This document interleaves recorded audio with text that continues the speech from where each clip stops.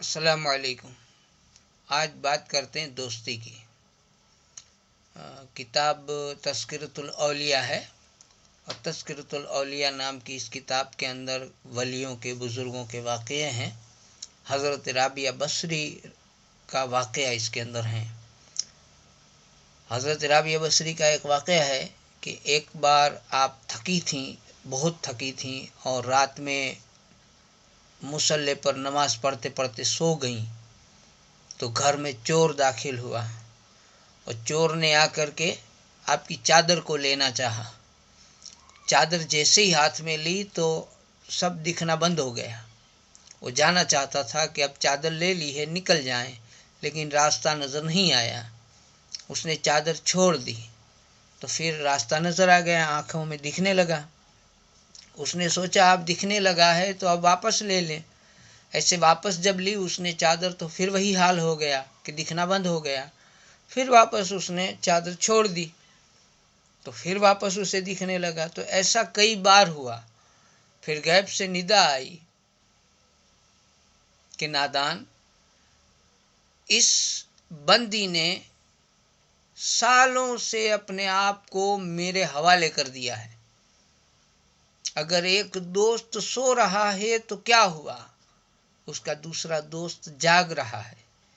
تو یہ رابعہ بصری کی قربانیاں، اور اس واقعے سے اندازہ لگتا ہے کہ دوستوں، ہم دوستیاں بہت کرتے ہیں، اور یقیناً دوستی کرنی چاہیے۔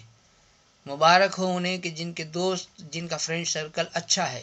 حضور صلی اللہ علیہ وسلم نے فرمایا کہ تمہارا دوست وہ ہے جو تم اللہ کو یاد کرو تو وہ تمہاری مدد کرے۔ ایک کہ جس کو دیکھ کر اللہ کی یاد آ جائے۔ اب دیکھ کر کے مراد اس کے اندر آج کے دور میں ہم لوگ فیس بک سے چیٹنگ کرتے ہیں، واٹس ایپ سے بات کرتے ہیں، انٹرنیٹ کے کئی ذریعے ہیں، سوشل میڈیا کے ذریعے ہم رابطہ کرتے ہیں۔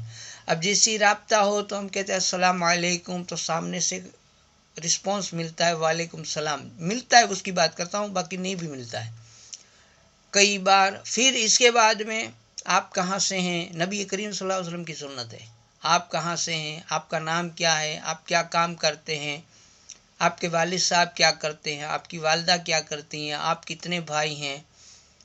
تو یہ ساری ڈیٹیلز جو ہم لیتے ہیں، یہ کوئی فالتو بات نہیں ہے، یہ نبی کریم صلی اللہ علیہ وسلم کی سنت ہے کہ ایک دوسرے کا انٹروڈکشن، انفارمیشن ایک دوسرے کی ایک دوسرے کے پاس ہو، آپس میں ہم بھائی ہیں، ایک دوسرے کی جانکاری، اور ایک دوسرے سے پھر کوئی مدد ملے، ایک دوسرے کے کام آئے، یہ سنت رسول ہے۔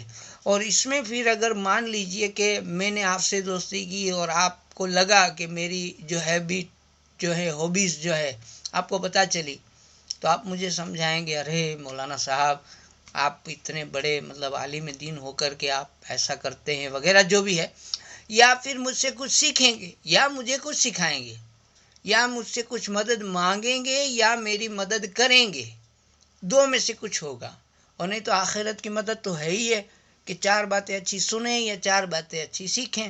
اور ابھی تو دور بھی ایسا چل رہا ہے جیسے کورونا کا مہاماری جس نے دیکھی ہو، لاک ڈاؤن جس نے دیکھا ہو، پتہ ہے کہ ایک دوسرے کے سمپرک اگر ایک دوسرے کے پاس تھے تو کافی آسانیاں پیدا ہو سکتی تھی جو روڈ راستے پر پھنسے تھے۔ تو بہرحال، اور سب سے بڑی اور سب سے پیاری دوستی ہے اللہ کی، اللہ والوں کی۔ اور اللہ جس کا دوست بنتا ہے اسے پھر کسی کی ضرورت نہیں۔ جو شرط یہ ہے کہ ہمیں اگر اپنی زندگی اللہ کے حوالے کرنا آتا ہے تو پھر اللہ کو ہماری مدد کرنا بھی آتا ہے۔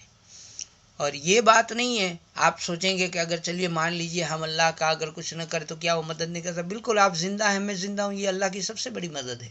ہماری آنکھیں، کان، ناک، یہ زبان، یہ ہمارا جسم سب سلامت ہے، یہ اللہ کی سب سے بڑی دوستی ہے، سب سے بڑا پیار ہے، سب سے بڑی محبت ہے۔ ہم کچھ نہیں کرتے تب بھی ہے، لیکن اگر کریں گے تو اس لیے ہمیں چاہیے کہ اللہ اور اس کے رسول کی دوستی رکھیں، اور جو بھی مسلمان بھائی کی دوستی رکھیں ان سے بھی بس اسی طریقے سے برتاؤ کریں، اچھا برتاؤ کریں، ایک دوسرے کے کام آئیں، جہاں تک ہو سکے اللہ اور اس کے رسول کی دوستی کا دم بھرنے کی کوشش کریں اور سیکھیں۔ السلام علیکم۔